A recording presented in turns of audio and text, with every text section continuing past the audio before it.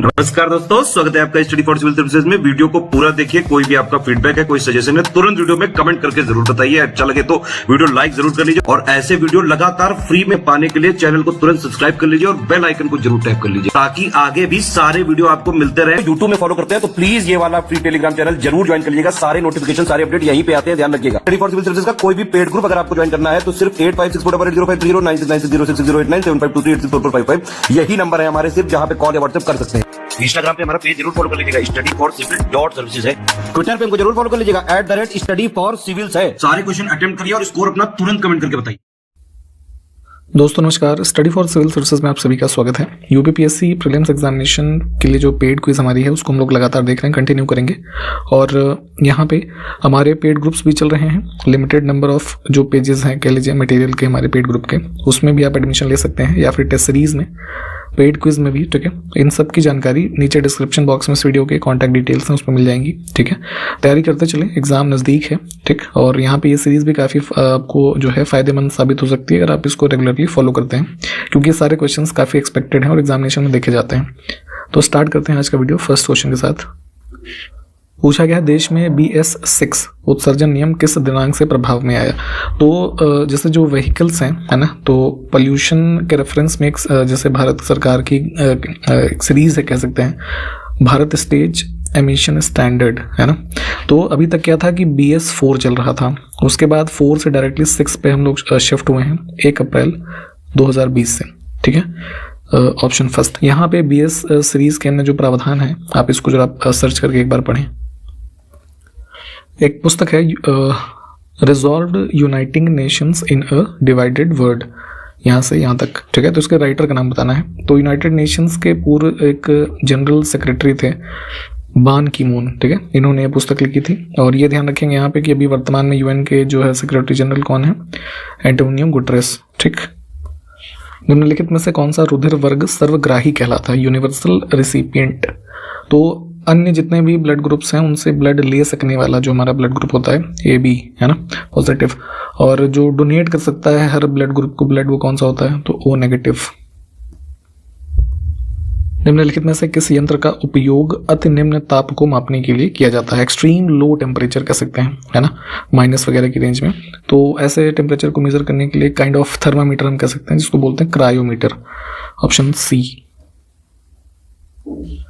1919 का अधिनियम भारतीयों के लिए बेड़ियों का नया जाल था, यह कथन किससे संबंधित है। तो कई सारे ब्रिटिश टाइम पीरियड के एक्ट आए, है ना, उसके बारे में अलग अलग जो हमारे फ्रीडम स्ट्रगल टाइम पीरियड के लीडर्स थे उनके स्टेटमेंट हैं। तो उसी में से जो मॉन्टेग्यू चेम्सफोर्ड रिफॉर्म के नाम से जाना जाता है, गवर्नमेंट ऑफ इंडिया एक्ट 1919, ठीक है, इसके बारे में एक ये कथन था कि यह भारतीयों के लिए बेड़ियों का एक नया जाल था। तो ये सुभाष चंद्र बोस इन्होंने दिया था, ऑप्शन B। निम्नलिखित में से किस कर का आरोपण केंद्र करता है किंतु संग्रह और विनियोजन राज्य करते हैं। तो टैक्स एक होता है हमारा स्टाम्प ड्यूटी, है ना, levied by union government but collected and appropriated by state governments. तो जैसे कि हम प्रॉपर्टीज वगैरह कुछ खरीद रहे हैं या कोई डॉक्यूमेंटेशन ऑफिशियल होता है, तो उसमें जो हम टैक्स पे करते हैं ना वो स्टाम्प ड्यूटी होती है। तो ये जो है ऑप्शन फर्स्ट को चुनेंगे।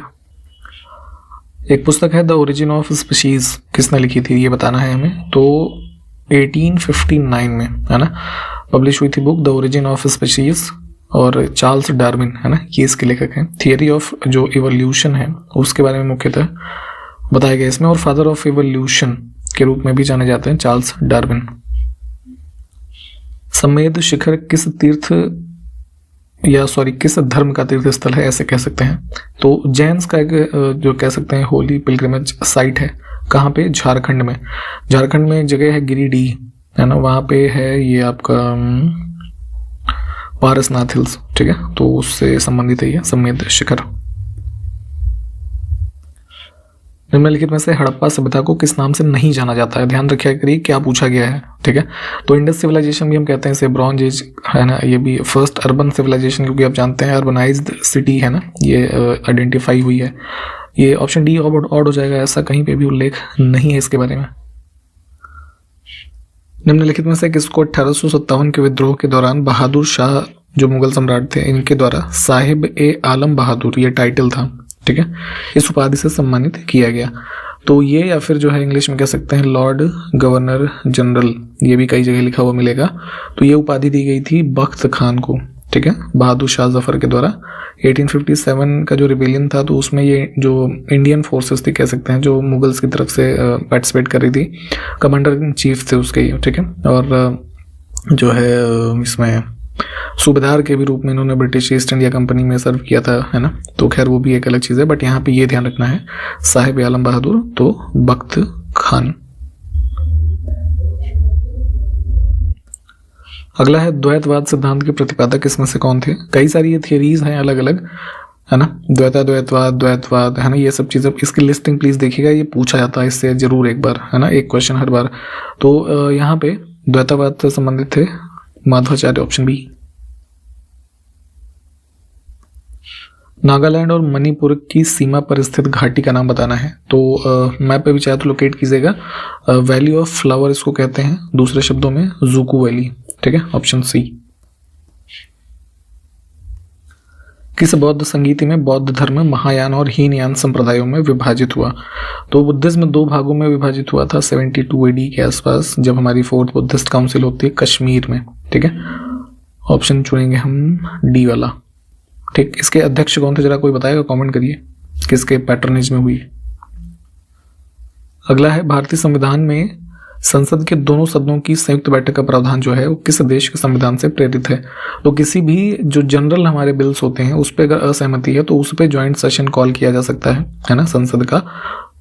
ये प्रावधान हमने लिया है ऑस्ट्रेलिया के कॉन्स्टिट्यूशन से, है ना। ये पहले भी शायद मैंने बताया है। आप जरा ये बताइएगा कि ये प्रावधान हमारे संविधान के भाग 5 के किस अनुच्छेद में है, कमेंट करिए जरा।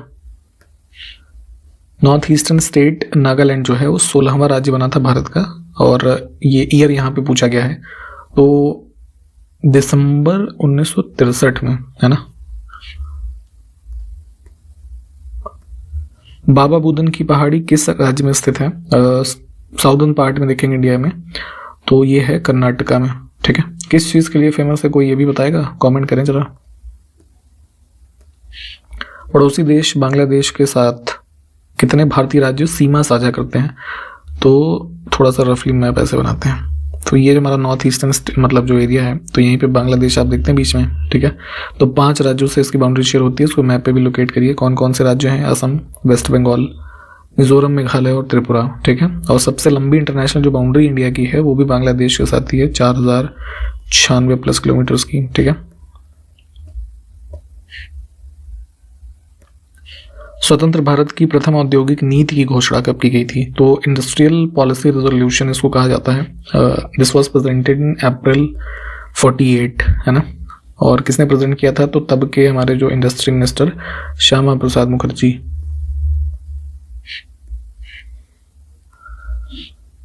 नेक्स्ट है दक्षिणी आल्प्स पर्वत किस देश में स्थित है। देखिए इन चीज़ों को मैप पे प्लीज लोकेट किया करिए। यहाँ पे मैं बता दूंगा या आप ऐसे देख पढ़ भी लेंगे तो कुछ दिनों में भूल जाएंगे।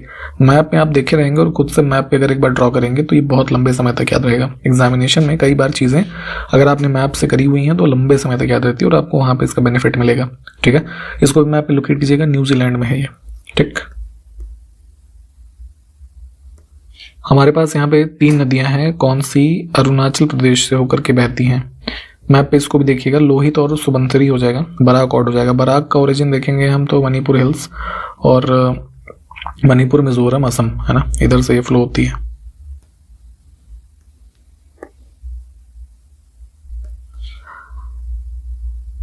कुछ हमारे पास पेयर हैं, इसमें से कौन से सही सुमेलित हैं।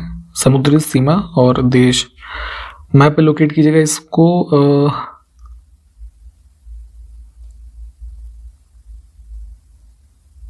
2 और 5 नहीं होगा, ठीक है। मैप पे एक बार लोकेट कीजिएगा, बाकी 3 पेयर हमारे ठीक हैं।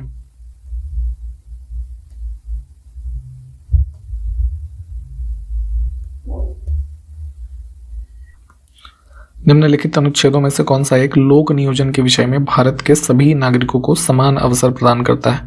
अवसर की समानता, है ना, पब्लिक एम्प्लॉयमेंट। जैसे कि आप लोग भी सरकारी नौकरी की तैयारी कर रहे हैं तो सभी इक्विटेबल डिस्ट्रीब्यूशन इसमें सीट्स का हो सके ना, तो ये प्रावधान हमें संविधान ही तो दे रहा है कि हर कोई अप्लाई कर सकता है जो वो कंडीशंस फुलफिल करता है उस एग्जाम के लिए, ठीक है।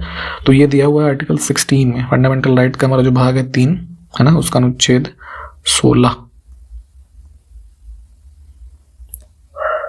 तो इसमें कौन सा कथन सही नहीं है। तो विद्युत आवेश का SI मात्रक एम्पियर नहीं होगा, ये कूलम होता है ना। अन्य ऑप्शंस ठीक है, इनको देख लीजिए। निम्नलिखित में से कौन सा भाग हमारे शरीर का सबसे कठोर भाग है ना। तो जो आपके दांत हैं, तो दांत ऐसे आप देखते हो, ठीक है। तो जो हमारा सबसे आउटर मोस्ट लेयर है ना, वाइट पार्ट जो विजिबल होता है ना, ये इसको बोलते हैं इनामल। तो यही सबसे जो है हार्डेस्ट पार्ट है ह्यूमन बॉडी में। अगला है, किस फसल में नील हरित शैवाल मुख्यतः जैव उर्वरक के रूप में प्रयोग होते हैं। तो ये जो है बायो फर्टिलाइजर के रूप में है ना, ब्लू ग्रीन एल्गी काम करता है, क्योंकि ये क्या करता है, जो एटमॉस्फेरिक नाइट्रोजन है उसके फिक्सेशन का काम किसमें, धान के खेतों में, ठीक है।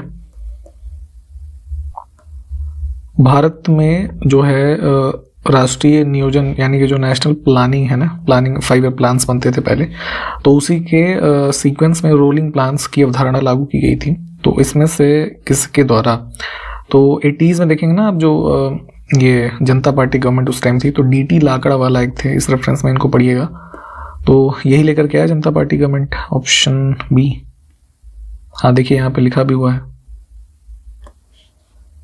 निम्नलिखित में से कौन सा तत्व हमारे शरीर में अम्लीयता तथा क्षारकता के बीच संतुलन बनाए रखता है। तो जैसे आप pH स्केल पढ़ते हैं नॉर्मली, है ना, तो क्या होता है कि जो 7 पॉइंट पे हम ऑलमोस्ट न्यूट्रल मानते हैं, तो यहाँ तक हमारे बॉडी के अंदर भी ये चीज़ें मतलब इसी रेशियो में होनी चाहिए।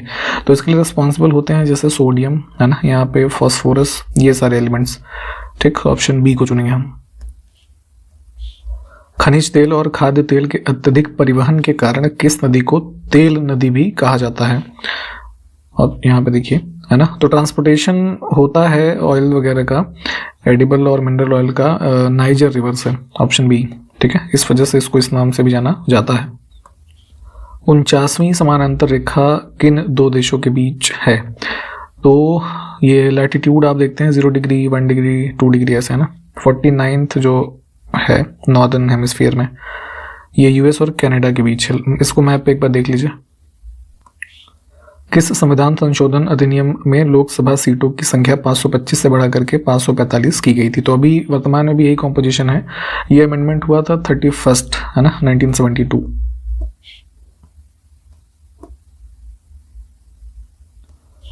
इसमें सुमेलित करना है, लिस्ट हमारे पास है राज्य और विधानसभा अध्यक्ष, स्पीकर। तो अभी जो दिसंबर 2023 में इलेक्शन हुए उन्हीं राज्यों की सूची है, और इसमें जो अध्यक्ष चुने गए हैं नए, उस सबके नाम सामने सामने ही लिखे हुए हैं। इसमें से कौन सा युग्म सुमेलित नहीं है। उत्तर प्रदेश राज्य से संबंधित कुछ स्थल हैं और किस जिले में स्थित हैं। तो आनंद भवन कानपुर में नहीं है, प्रयागराज में है, ठीक है। जवाहरलाल नेहरू इन सब का जो ये निवास स्थान भी रहा। फिर से हमारे पास कुछ धार्मिक स्थल हैं और लोकेशन वाइज डिस्ट्रिक्ट तो सुमेलित नहीं है। इसमें क्या, भृगु आश्रम सीतापुर लिखा हुआ ना, ये गलत हो जाएगा। इसकी लोकेशन अगर हम देखेंगे तो ईस्टर्न यूपी बलिया में है। 8 से 13 जनवरी तक इंटरनेशनल पर्पल फेस्ट 2024 कहाँ पर आयोजित हुआ। ये हुआ था पणजी में, कहाँ पे है, गोवा। हाल ही में एक पुस्तक प्रकाशित हुई है, संस्कृति के आयाम, इसके लेखक का नाम बताना है। तो जनरल VK सिंह ने इसको रिलीज किया था, लेखक है मनोरमा मिश्रा। 7 जनवरी 2024 को केंद्रीय मंत्री मनसुख मंडाविया, जो कि हेल्थ मिनिस्टर हैं, ठीक है, तो इन्होंने देश के पहले healthy and hygienic food street, एक प्रकार का एक कह सकते हैं हाइजेनिक फूड, है ना, प्रोवाइड करने का शॉप काइंड ऑफ, तो प्रसादम इसको नाम दिया गया है, ठीक है। तो कहाँ पे इसका उद्घाटन किया गया है, उज्जैन में, है ना, महाकाल। तो सिटी का नाम ध्यान रखेंगे और इनॉग्रेट किसने किया है ये भी ध्यान रख सकते हैं। तो देश में जो पहला इस प्रकार का हाइजेनिक फूड प्रोवाइड करने वाला एक कह लीजिए आउटलेट टाइप, है ना, जो इनॉग्रेट हुआ प्रसादम नाम से, वो उज्जैन में किया गया है। अगला है, अंटार्कटिका के 43वें भारतीय वैज्ञानिक अभियान के लिए भारत के द्वारा एक चार्टर्ड अभियान जहाज जो है मतलब लॉन्च किया गया है, उसका नाम बताना है क्या है। तो ये जो है MV वैसिली गोलोविन करके है, ऑप्शन डी में लिखा हुआ है। ठीक है, इसमें ये ध्यान रखेंगे, इसको दिसंबर 2023 में है ना एक्सपीडिशन पे लोग गए हैं। तो भारत की तरफ से इसमें 21 मेंबर थे, एक शायद बांग्लादेश से था कोई और 2 लोग मॉरिशस के। ठीक है, और केप टाउन से है ना ये अंटार्कटिका की ओर रवाना हुआ था 43rd जो हमारा एक्सपीडिशन वेसल है। ठीक, हाल ही में विकसित भारत अभियान कार्यक्रम के लिए ब्रांड एम्बेसडर के रूप में किसी को नियुक्त किया गया है, उनका नाम बताना है। तो अमिताभ शाह नाम है इनका, ऑप्शन बी। थोड़ा ये विकसित भारत अभियान के बारे में पढ़िए। हाल ही में कुवेम्पु राष्ट्रीय पुरस्कार 2023 से किसको सम्मानित किया गया है? तो एक प्रकार का इंडियन लैंग्वेजेस के लिए जो कंट्रीब्यूशन लोग करते हैं उनको एक लेट पोएट हैं कुवेम्पु, इन्हीं के नाम पे अवार्ड दिया जाता है। तो अभी जो 2023 में ये मिला है इनका नाम है ये शीर्षेंदु मुखोपाध्याय, ऑप्शन सी। हाल ही में किस राज्य की सिमलीपाल काई चटनी इसको जीआई टैग का दर्जा मिला है? जीआई टैग्स के बारे में हमने पहले प्रावधान या जो चीज़ें होती बात की हुई है। तो उड़ीसा में एक लाल है ना रेड कलर की चींटियाँ होती हैं, आंट्स, उससे बनाई जाती है चटनी और लोग वहाँ पे इसको कंज्यूम भी करते हैं, तो इसको जीआई टैग दिया गया है। ठीक, एक अवार्ड है puberty athlete of the year 2023 के लिए, इससे किसको सम्मानित किया गया है? तो बस बहुत ज़्यादा इसमें है नहीं, विराट कोहली का नाम ध्यान रखिएगा। जनवरी 2024 में मनीला जो फिलीपींस में है, ठीक है, वहाँ पे एडीबी लोकेटेड है ना एज हेडक्वार्टर्स। तो इसके कार्यकारी निदेशक के रूप में अपॉइंटमेंट हुई है किसकी? विकासशील, बड़ा अच्छा नाम है ना, विकासशील भारत जैसे चल रहा है ना, तो नाम ध्यान रखिएगा फिलहाल। ये एक इंपॉर्टेंट क्वेश्चन है, हाल ही में किस राज्य सरकार ने रविन्द्रनाथ टैगोर के द्वारा लिखित बांग्लार माटी बांग्लार चल एक ये गीत है, तो इसको स्टेट सॉन्ग डिक्लेयर किया है ना, राज्य गीत? तो वेस्ट बंगाल।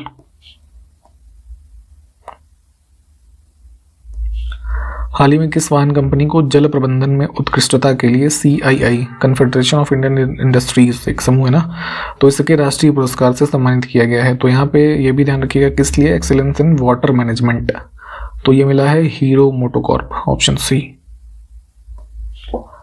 जिनेवा में वर्ल्ड ट्रेड ऑर्गेनाइजेशन में भारत के राजदूत के रूप में हाल ही में किसकी अपॉइंटमेंट हुई है? तो जनवरी 2024 में एक IAS ऑफिसर हैं जो एम्बेसडर नियुक्त हुए हैं, इनका नाम है Senthil Pandian, option first. WTO की स्थापना कब हुई थी जरा बताइएगा, तो यह सब बताया गया है पहले। एक और अपॉइंटमेंट हुई है जनवरी में भारतीय ओलंपिक संघ के मुख्य कार्यकारी अधिकारी CEO के रूप में, तो ये हैं रघुराम अय्यर, ऑप्शन सी। जनवरी 2024 में जारी हुए जल शक्ति मंत्रालय की रिपोर्ट के अनुसार कितने केंद्र शासित प्रदेशों ने जल जीवन मिशन के तहत 100% कवरेज हासिल कर लिया है? तो बताया था पहले कि जल जीवन मिशन में जो टैप वाटर कनेक्शन प्रोवाइड कराना है एवरी हाउस होल्ड, तो उसमें यूनियन टेरिटरीज के बारे में पूछा गया ना। तो जैसे स्टेट्स में हमने पहले देखा था कि गोवा वगैरह में ये चीज़ें सब पहले स्टार्ट हुई, तेलंगाना हरियाणा इन सब में हो गई, तो यूटी में अभी जो है ये पुदुचेरी, दमन दीव और अंडमान निकोबार है ना, इनका डेटा आया था। ऑप्शन बी वाला करेक्ट है। यहाँ पे देखिए कुछ और डिटेल्स भी हैं, ठीक है, तो बी ऑप्शन यहाँ पे करेक्ट है इस क्वेश्चन में, और यहाँ पे हमने इस वीडियो को भी कंप्लीट किया है। सारे क्वेश्चंस देखिए, ठीक है, और जो पूछा है मैंने उसको कमेंट करके बताइए। कंटिन्यू करते हैं फिर अगले वीडियो में, तब तक के लिए नमस्कार, जय हिंद।